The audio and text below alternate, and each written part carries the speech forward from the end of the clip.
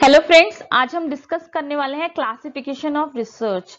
ठीक है, मैंने आपको लास्ट लेक्चर में रिसर्च के लेक्चर में बोला था कि रिसर्च जितनी भी टाइप्स की होती हैं उनके ऊपर एक लेक्चर मैं बना दूंगी। ठीक है, तो ये लेक्चर कुछ 3 पार्ट्स में है जिसमें हम जितने टाइप्स की रिसर्च होती है प्रोसेस उसको हम डिस्कस करेंगे डिटेल में। ठीक है, तो चलिए शुरू करते हैं classification of research. Now classification of research. अब जो रिसर्च प्रोसेस है उसको हम बहुत तरीके से क्लासिफाई कर सकते हैं। ठीक है, रिसर्च जो है वो अलग अलग फील्ड्स में अलग अलग टॉपिक्स पे अलग अलग टाइप्स की होती है, तो उसका जो क्लासिफिकेशन है वो केवल एक नहीं हो सकता, कई तरीके से हम उसे क्लासिफाइड कर सकते हैं। जैसे कि इन टर्म्स ऑफ स्ट्रैटेजी, जो हम स्ट्रैटेजी फॉलो कर रहे हैं किसी भी रिसर्च प्रोसेस को कंप्लीट करने के लिए, तो उसके टर्म्स में क्लासिफिकेशन। ठीक है, इन टर्म्स ऑफ ओरिएंटेशन, ठीक है, जो हम ओरिएंटेशन ले रहे हैं वो किस टाइप का है तो उसके टर्म्स में classification. In terms of ideation, जो आइडिया है वो आइडिया क्या है उसके अकॉर्डिंग आप क्लासिफाई कर सकते हैं। लॉजिकल अप्रोच क्या है किसी भी रिसर्च को कंप्लीट करने की, उसमें क्लासिफाई कर सकते हैं। मोड ऑफ इंक्वायरी, ठीक है, मोड ऑफ इंक्वायरी क्या ले रहे हैं, मतलब कौन सा मोड ले रहे हैं जिससे आप अपना कंप्लीट कर रहे हैं रिसर्च। लाइक आप क्वेश्चनल ले रहे हैं, इंटरव्यू ले रहे हैं, केस स्टडी मेथड, बहुत सारे मेथड्स हैं, वो उनमें से कौन सा ले रहे हैं सॉरी, तो वो उसके टर्म्स में।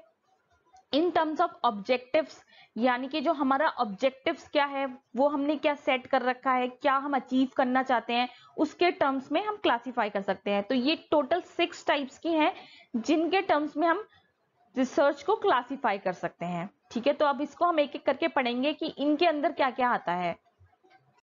फर्स्ट है in terms of strategy, method of inquiry.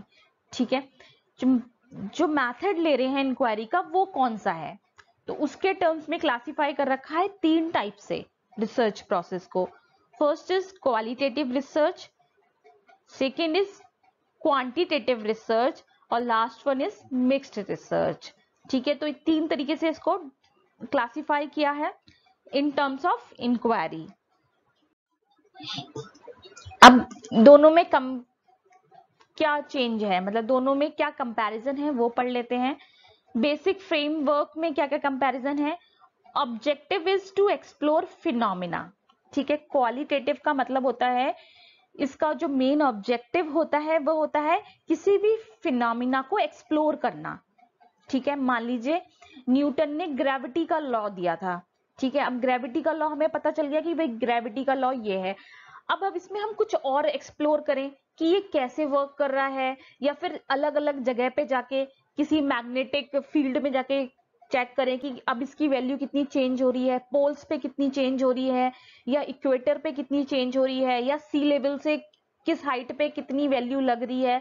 तो अगर हमें किसी फिनोमिना को एक्सप्लोर कर रहे हैं और थियोरिटिकली कर रहे हैं, उसमें कोई एक्सपेरिमेंट नहीं कर रहे, केवल स्टडी कर रहे हैं कि ये पर्टिकुलर जो लॉ है वो कैसे कैसे एक्सप्लोर कर सकते हैं, कहाँ कहाँ हम इसे यूज कर सकते हैं, इसकी वैल्यूज कैसे चेंज हो रही है, अलग अलग सिनेरियो में कैसे यूज कर रहे हैं, तो इस टाइप की जो रिसर्च होती है वो क्वालिटेटिव रिसर्च होती है।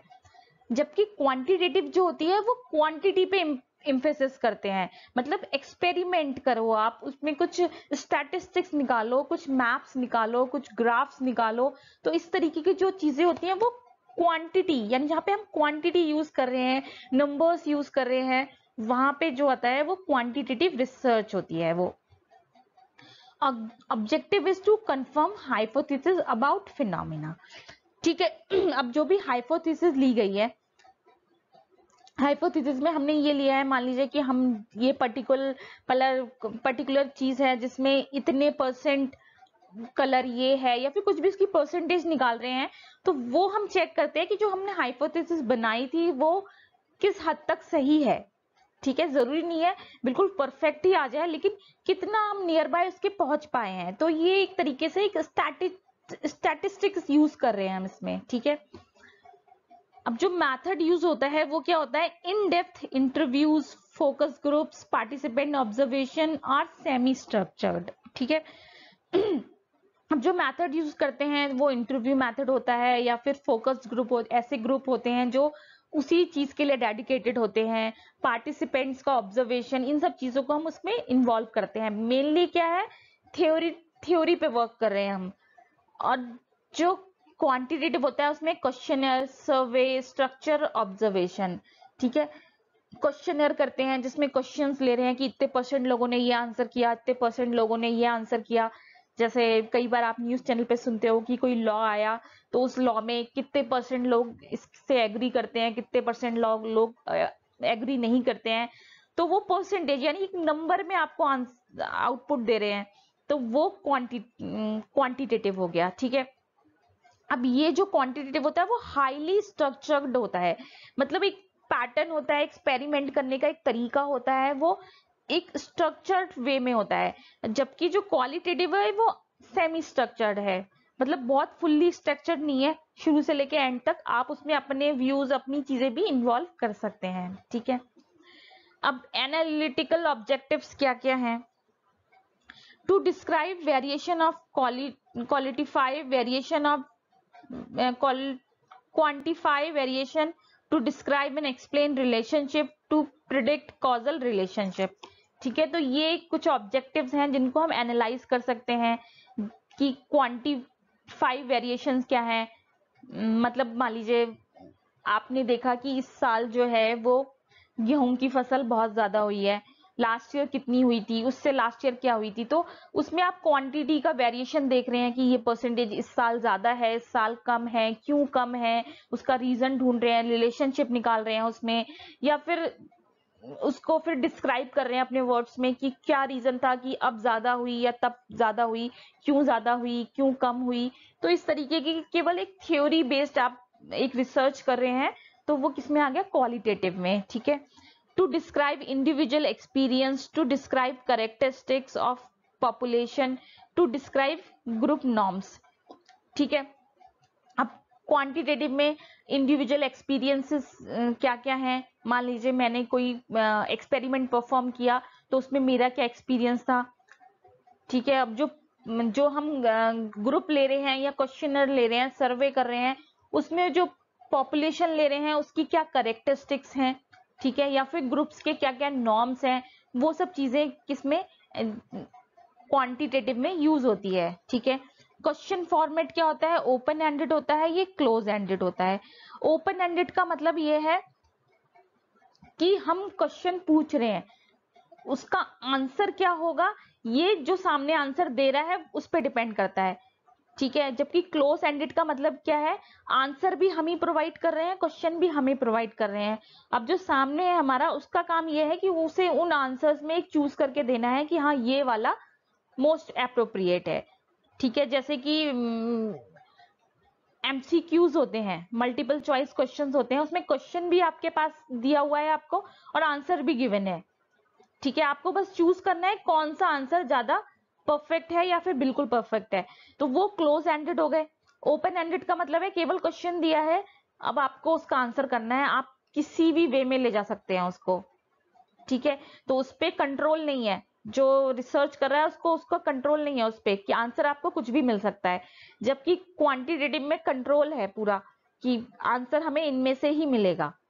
ठीक है, nature of data, texture obtain from audio tapes, video tapes and field note. ठीक है, जो नेचर ऑफ डेटा कलेक्ट करते हैं वो ऑडियो टेप से भी कर सकते हैं, वीडियो टेप से भी या फील्ड नोट से भी। इसका बेसिकली मतलब ये है कि ऑलरेडी वो सब चीजें ऑलरेडी एग्जिस्ट करती हैं क्वालिटेटिव में। ठीक है, वो हमें बस केवल देखना है। और जबकि क्वांटिटेटिव में क्या है, न्यूमेरिकल डेटा हम लेते हैं कि हम खुद से सब सेटअप लगा रहे हैं, खुद से उसका एक्सपेरिमेंट कर रहे हैं और फिर डेटा निकाल रहे हैं, तो वो चीजें ऑलरेडी अवेलेबल नहीं है, आप उसे निकाल रहे हो। जबकि ये सब चीजें क्या है, ये ऑलरेडी अवेलेबल है, बस उसमें से हम उसकी समरी निकाल रहे हैं, अपने वर्ड्स में अपनी थॉट्स उसमें इन्वॉल्व कर रहे हैं।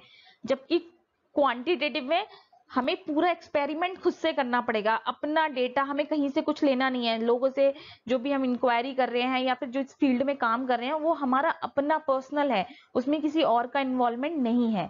ठीक है, नेचर ऑफ स्टडी डिजाइन,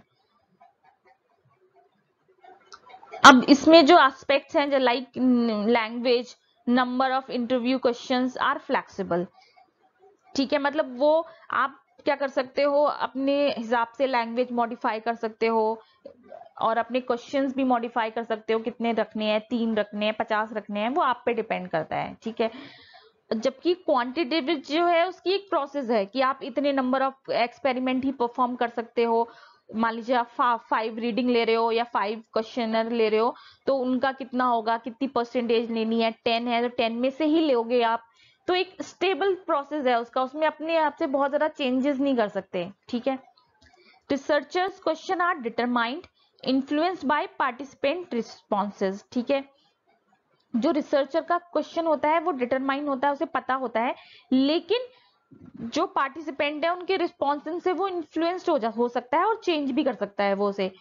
ठीक है, जैसे मान लीजिए मेरे को रिसर्च करनी थी ग्रेविटी पे, मैंने ग्रेविटी पे रिसर्च करी, लेकिन थोड़े टाइम बाद मुझे ये फील हुआ कि ग्रेविटी में ये अगर वैल्यू इसमें ऐड कर दें, लोगों ने बोला या फिर मेरे एक्सपेरिमेंट में मुझे फील हुआ कि इसमें अगर हम मास को भी ऐड कर देते हैं, अगर हम क्योंकि ग्रेविटी हम क्या चेक करेंगे, किसी ऑब्जेक्ट की चेक करेंगे, तो उसमें अगर हम कुछ मास भी इंक्लूड कर दें, उसका द्रव्यमान भी इंक्लूड कर दें, तो फिर हमारा आउटपुट और अच्छा आ सकता है।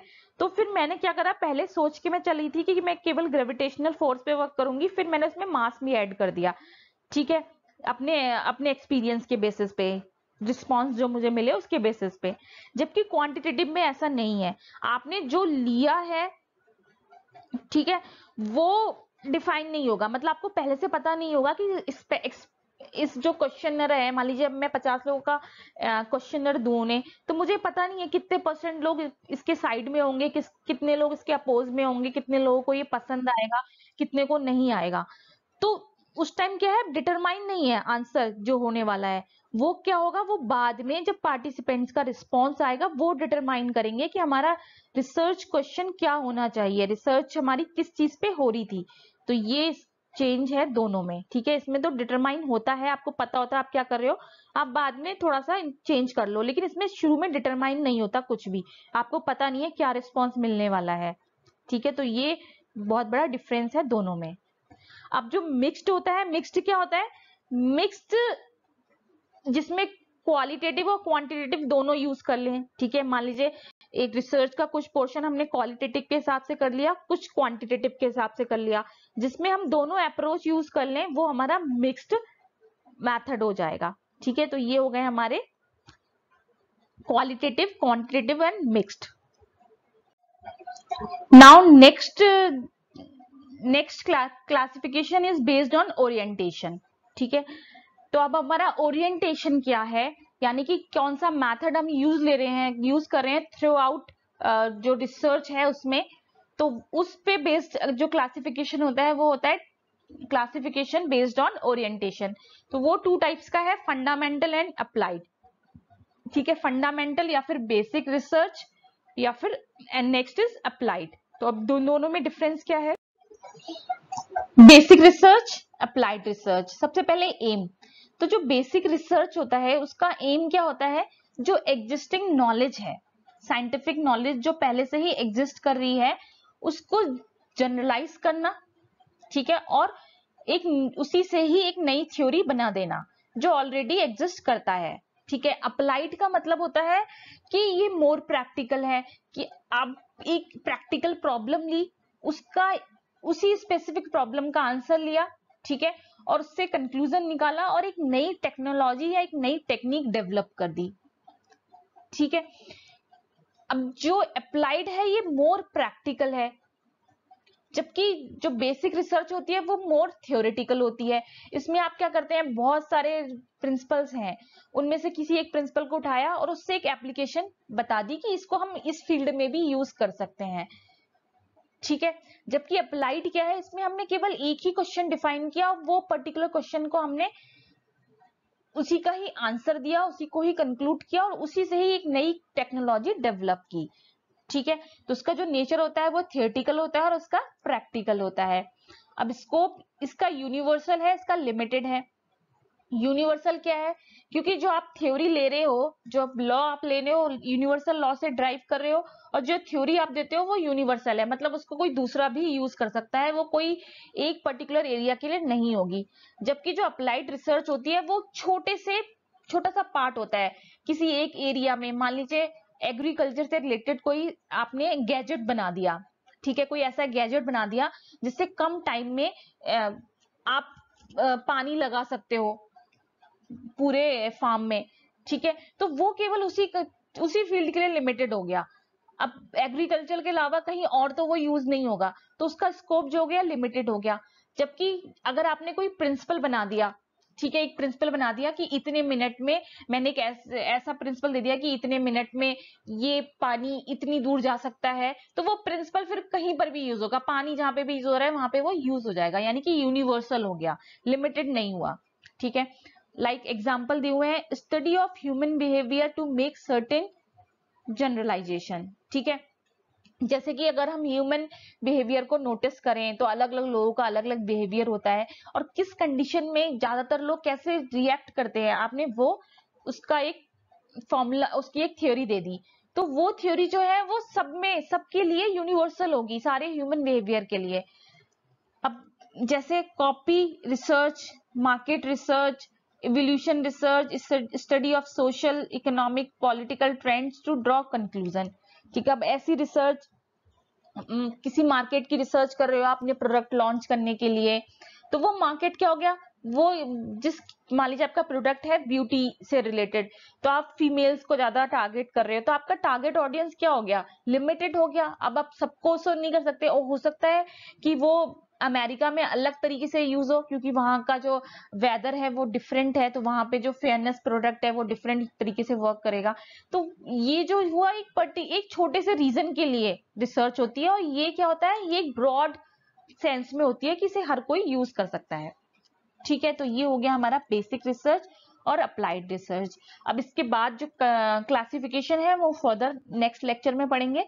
ठीक है, तो ऐसे ही बने रहिए। अगर आपको लेक्चर पसंद आया तो प्लीज लाइक कर दीजिए। Thank you so much, take care.